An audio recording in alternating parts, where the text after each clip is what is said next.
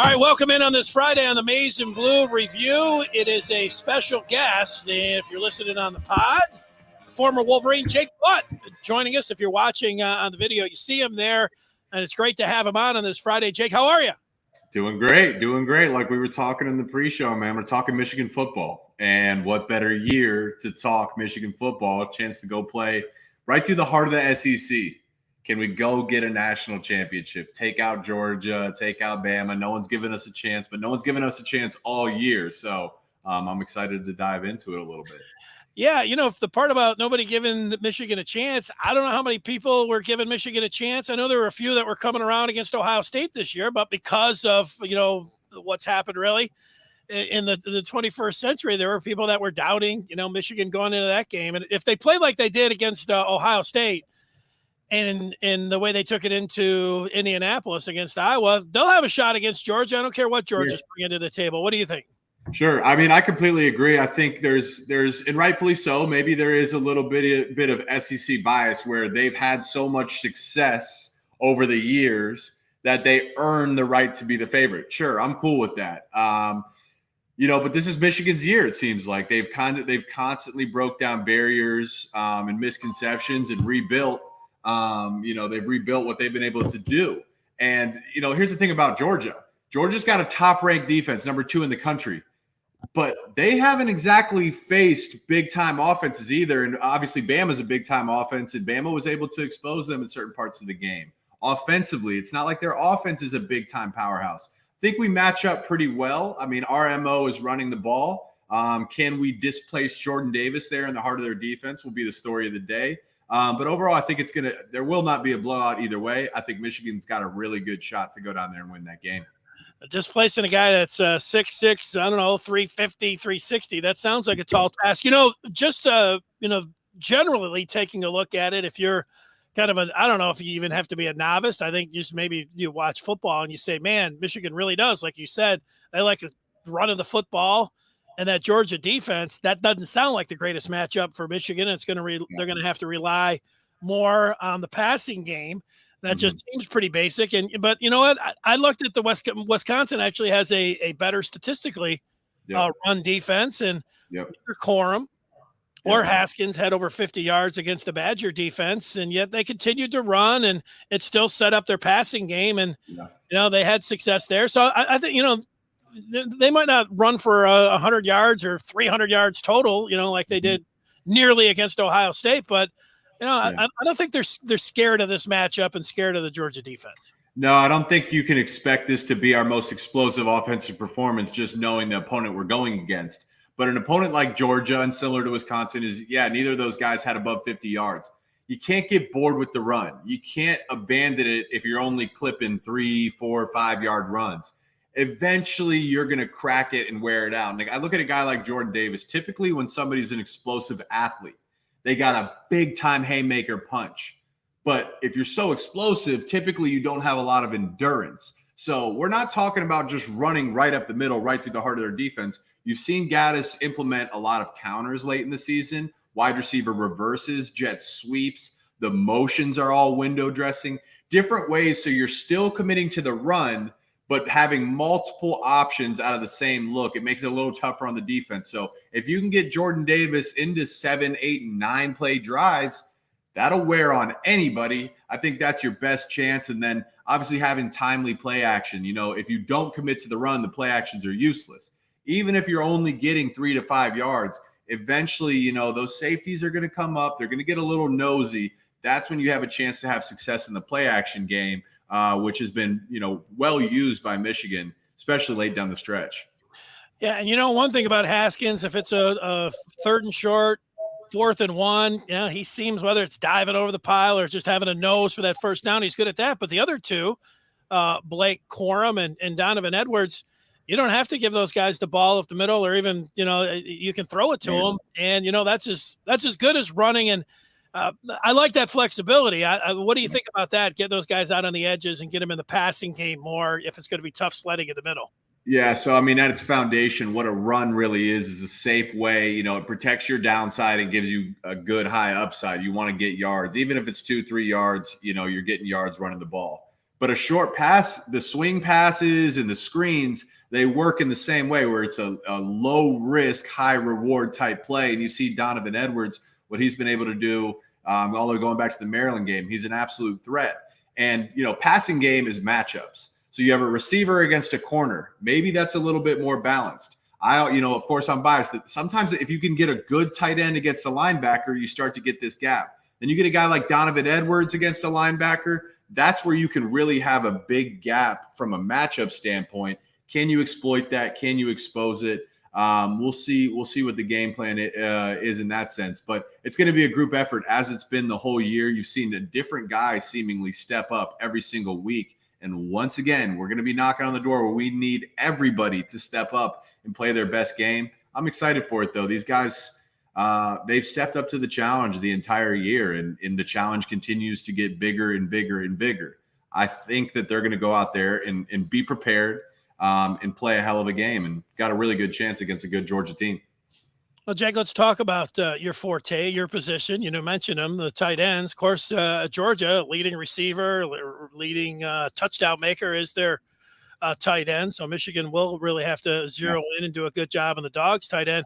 I'm interested in what you think of the Michigan tight ends. Eric All, we talk with people in the media, and last year heading into the season, you talk to people and say, man, Eric All, the guy, he's everything you wanted a tight end. He's got the size, he's got the speed, he's making so many plays in practice. And then you say, but the guy loves the game. Nobody loves the game more than than Eric All. And then he had some problems with a few drops, but did he put it all together this year? Obviously made the great play against Penn State that people will remember forever. And then Schoonmaker has just come along now where, I saw him at one of the press conferences like 2 weeks ago, and I said, man, that guy, he's over there, his arms this big around, and what a target, man. What about these two tight ends? And they've come on here. Obviously. I mean, you see it in the Big Ten championship, the flashy plays, the one-hand catches by both of them. Both of them made an awesome, spectacular one-hand catch. Eric has really stepped up in the passing game. That Michigan State game, when he wasn't really healthy, I mean, he's having double-digit catches, big time player. And that's really what you need. A quarterback like Cade, man, he's going to hit you if you're open. He's not afraid to just, take easy passes over the middle. And that's where these tight ends have been most dangerous. So I think that's been impressive, but really what's most impressive is their run blocking. And it's kind of like, it kind of goes under the radar a little bit. But if you're a football fan, I like to watch the offensive line. Like, can the line of scrimmage move downfield? Can they just wash the defensive line back? And then you see these tight ends, they're running a lot of inserts where they're kind of off the ball and they have to insert in one of those A, B, C gaps, and they're meeting the linebacker. It's just head on head. Watch the defenders head snap back every time they do it. They put the crown of their helmet right on the linebacker's chin. It snaps back. At some point, you're going to take a man's will. At some point, that linebacker is going to turn his head and give you a shoulder. And that's when you know you got him. And, I mean, Georgia, they're always talented. They're always big. They're always strong. They're always fast. It's going to be another test for these guys. But they've shown me nothing to say that they're not going to be ready to step up. Just proud of that group. Obviously, being a tight end, I love to watch them play. But they play so damn hard. And that's something that can't be coached. You either got it or you don't. You either love the game of football or you don't. Those guys empty the tank every single day, every single opportunity they have to take the field, and they're being rewarded for it, which is awesome to see. You see him there on the screen. If you're listening, Jake Butt, All-American at Michigan, and we'll ask about what he's doing nowadays here in a couple minutes. This seems like, a game where the momentum that Michigan had at the end of the year, sure, they have to pause and go through bowl practices and everything else. But my thought here is that when you have success like that, now you take it to the practice field and you get into bowl prep and you're getting ready to take on, Georgia and then maybe Alabama or Cincinnati. It's like your confidence and just where they're at heading in. I don't think there's going to be, any cutoff of the momentum. But I wanted to ask you, you mentioned Cade McNamara. Michigan has played J.J. McCarthy, and what we did see in the SEC championship game is the I guess we'd say now the Heisman Trophy winner was weaving in and out. He was moving the pocket around. He was running right up to the line of scrimmage. I mean, he was fabulous making plays. You think Michigan has a few things up their sleeve here to whether it's move the pocket with McNamara or come in with the McCarthy package where, I don't know if he's doing his best Bryce Young impersonation or if he just has to be J.J. McCarthy. But what do you think the plan is for the quarterbacks if, you're Jim Harbaugh and Josh Gaddis and company? Why change what you've had so much success with this entire season? And the quarterback position is a lot more than just raw talent or ability. I think what Cade's best attribute is his leadership and understanding of the total offensive scheme, as well as what the defense is presenting you to get everybody lined up and in the right positions. That's how you scheme yourself to an advantage pre-snap. If you have a talented quarterback, and I'm not saying this is the case with JJ, he's just a younger guy, and what he's been asked to do, he's excelled in. It's a great problem to have two good quarterbacks. But what you absolutely see with Cade is his ability to check plays on the line. You go back to the Ohio State game, it's 3rd and 1. He gets everybody lined up and they go on 2. The Buckeye defender jumps, he snaps the ball. It's a free play. You see Aaron Rodgers do it all the time, and you get a free shot down the field, move the chains. That's what's Cade's best ability, and it's something that it's not flashy. It doesn't show up on the stat sheet. People don't talk about it enough.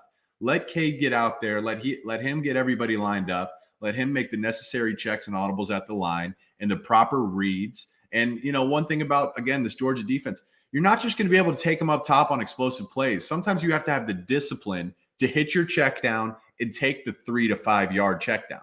Sometimes you'll break a tackle and it'll turn into more, but you can't go broke taking a profit. Sometimes you just have to let the game slowly build. And eventually, once you're taking these shorter passes, then you have those timely shots over top.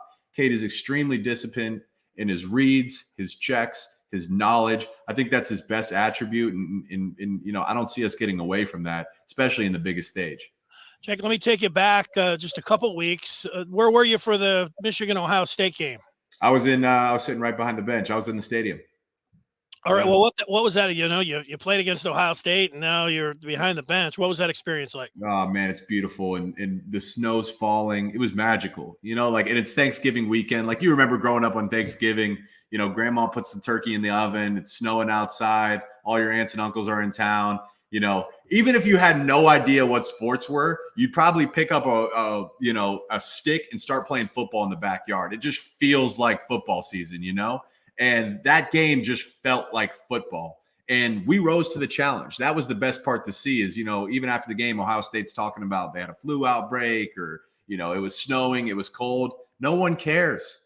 No one cares. You either did or you didn't. You either get it done or you don't. Those guys stepped up to the challenge. My favorite moment was in the end zone, Roman Wilson and a Buckeye defender getting a little scuffle. And, they're back and forth. I didn't even see it initially. And you see the whole offense and the whole Buckeye defense are, they're meeting, they're jawing at each other. And there's like a buzz in the stadium and everybody's waiting. The refs are talking. There's just a buzz. What's going to happen? As that's happened, and again, I'm sitting right behind the Michigan bench. A couple, Aiden Hutchinson, also a number of Michigan's offensive linemen and some of their skill positions come running over to us. They rip off their helmets. They start pumping up the crowd. The whole crowd just goes nuts, like, And it was just this, it's what they've done all season. It's when they are jumping around in Wisconsin, They're singing in Nebraska. Like hey, man, we're going to own the moment. They owned that moment. It was just the coolest thing in the world, man. I mean, I legitimately got tears in my eyes. I'm like, this is special, and it means something for these guys. And what a game for Jim, too, Coach Harbaugh. Finally getting that monkey off his back. He's a hell of a coach. He's had a lot of success, but he takes a lot of banter publicly, and he takes it in stride. So it's great to see him finally win that game and get the recognition he deserves. That was the big one that needed to happen, especially with the Ryan Day. We're going to hang 100 on him, and now you got the Buckeye. They don't know how to act. It's hilarious, honestly, to see them falling apart. They say we're disrespectful, like Desmond's disrespectful for what he said at the Heisman ceremony. They call us scum year round. Get over yourselves, man. It's part of the rivalry. Thank goodness, we're on the right side of it. All things are right back in the world at this point. So it was a great game to see. It does feel like that. I was a little worried watching it on TV, that sequence you're talking about, because, I know they have the cameras in the in the huddle, and then down through the years, they're just looking for the players going back and forth Right. and jaw jacking. And as a player, you got to know, like, hey, I get involved in this. I'm going to be immortalized for the next 100 years. They'll be showing me, but the one part, and I don't know if you saw it, like the ref got, they were trying to separate him, and the next thing you know, the ref went down, and I'm thinking, I thought that there would just be unsportsmanlike on both sides, but when you start getting the ref taking a spill and you get everybody in I'm thinking, man, who knows who's going to get thrown out. In the end, don't rip off somebody's helmet. It's not the first one with Rowan Wilson just grabbing onto an ankle. Right. It's the second one throwing off the helmet. So that part ended up working out. I wanted to ask you, everybody remembers your time at Michigan, and then you've been working in the pros here, but I've seen you doing some media things here, and it's pretty easy to see. And just talking with you here for 10, 15 minutes, pretty obvious that you're a star doing this. I mean, is this something you're going to keep doing? It's an itch, man. Is it? And the transition away from ball it's difficult. You're kind of trying to find yourself. So I didn't know exactly what I was going to do at this point. Started doing some podcasts with Isaiah Hull. Started, doing radio interviews, Sirius XM, Big Ten Network, ESPN. It's a passion, man. It really is. I really, really enjoy doing it. When I watch the game of football, and it's not just Michigan, I watch it with almost a coach's eye, like a player's eye. Like, yeah, you see the big run, but I'm seeing, why did it happen? Like, wow, did you see that double team front side? Did you see them displace that defensive lineman? Did you see our linebacker or our receiver blocking 30 yards downfield? That's how they sprung for the touchdown. That's how I watch the game of football. So if you ever, you're ever in the living room with me watching football, your football IQ is going to go up because I'm constantly analyzing it in that sense. And it feels natural to me, and I really enjoyed doing it. And, I started to see that, hey, maybe I could get paid to do this. I mean, sounds like a dream come true. If you find something you love to do, you never work a day in your life. We'll see where that goes. I'm going to keep pressing into it. Hopefully we'll have something more concrete by next season. But for now, I'm enjoying doing these kind of things, obviously enjoying Michigan football success. I really love it. Well, if you can work with Hull, then, that's like 2 a days. You've come through that, man. You're all good. No, he does a good job. Yeah. What are you going to do so we're sitting here on a Friday, so we got Christmas Eve next week, and so we're 2 weeks away here for the college football playoff. Let me just ask you, I'll give you a couple quick hitters. The bowl preparation, people ask me, and I didn't know the answer to this. I didn't think there was anything to it, but you're always looking for every single angle media-wise, just like you're talking about as a former player. Harbaugh won his first bowl game, but then did not have the success in the bowl games. And, Michigan wasn't in one last year.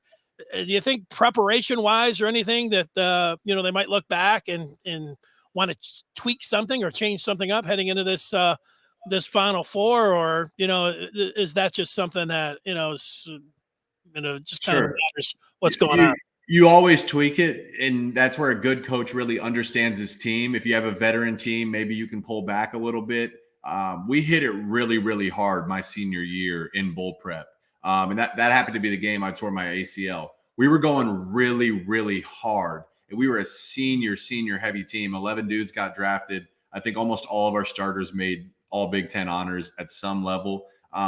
So there's a balance of working hard, ensuring your players are healthy and fresh, and making sure everybody's prepared for the game. And you get better at that every year. You get more comfortable with your players every year. I think you look at the big difference this year is the stride Jim has taken as a leader and as a coach, and that trickles down throughout the entire program. So I expect him to, for him to raise his own bar in the bowl prep and get these guys really ready and really fine tune that balance.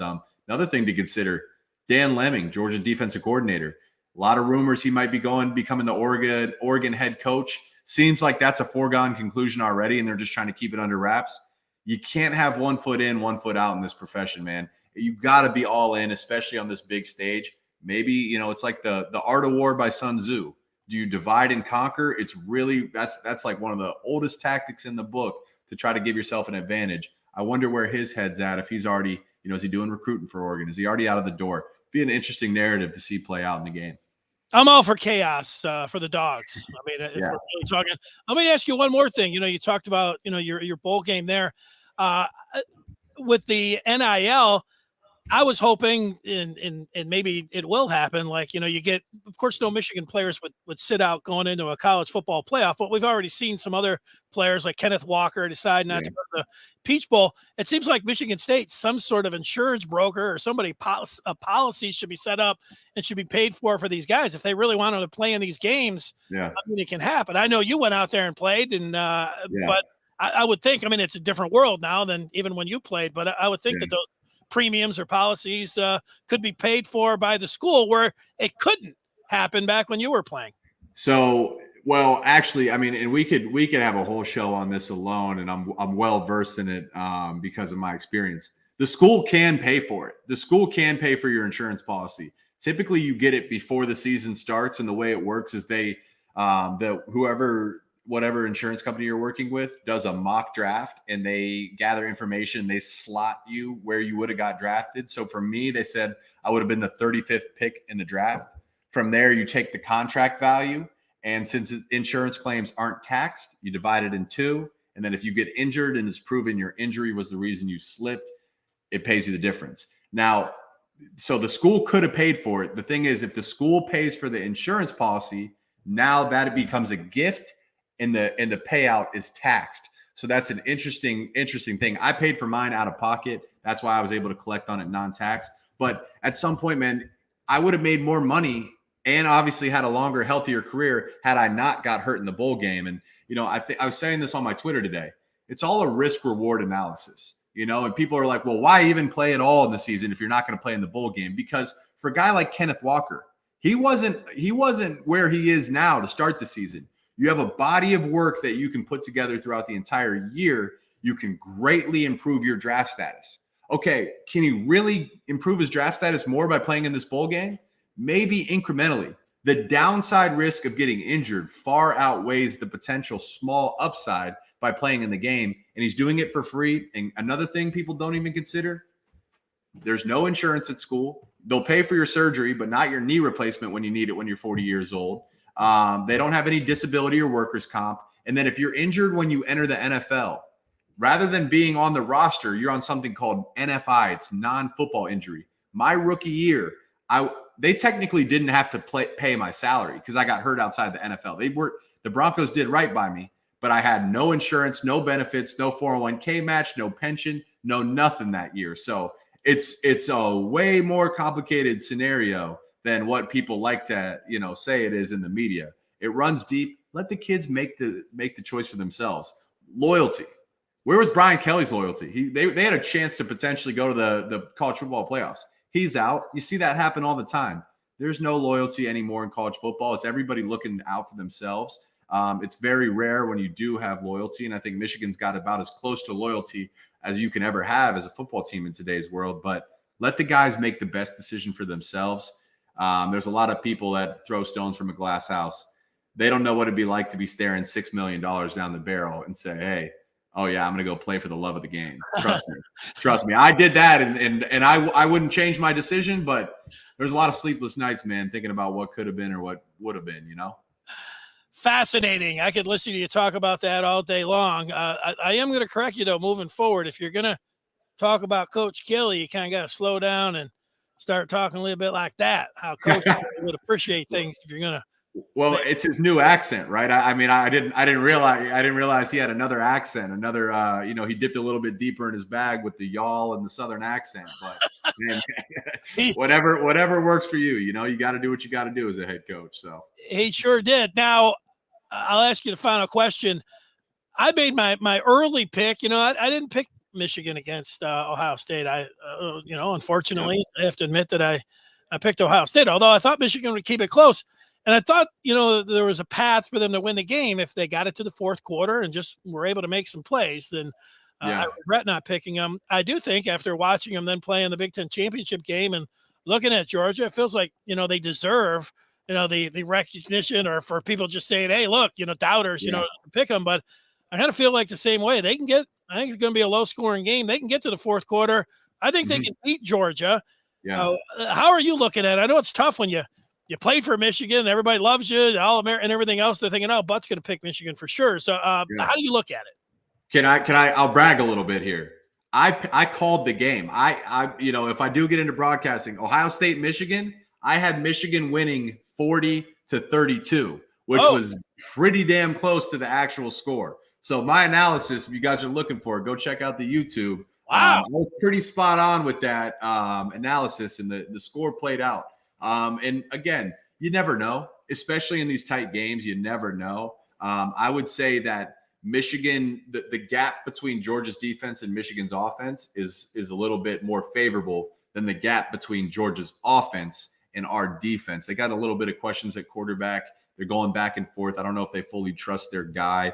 And one thing that'll get in your head as a quarterback, having a potential top 5 pick, screaming off the edge and hitting you in your chest with another top, 15 pick on the other side. So I think that's going to be the story of the game. Can Michigan's offense find some cracks in the Georgia defense, put up points? Again, the key for us all season, we win the games when we score 7 points in the red zone and don't kick field goals. I love Jake Moody. Think he was an All-American. Let's give him an off day and let him keep kicking extra points.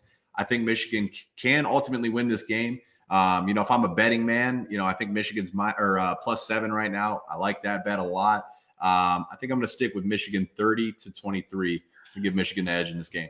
30-23. It sounds great. Well, Jake, I tell you, enjoyed watching you play at Michigan, rooted for you in the NFL. And it was only last year I heard an interview with you and you were talking about, hey, I'm going back out there. You said all the right things, man. It was hard not to root for you, even if you weren't a Michigan fan, listening to you like, man, I'm rooting for this guy for sure. And it's not a surprise that, you're having success now. And as predictions go, I'll predict that you'll be a media superstar. So you got that going for you. Hey, we can look back at this interview one day and hopefully look back and say, hey, this was the beginning of it all. So I'm looking forward to it, 3-5 years down the line.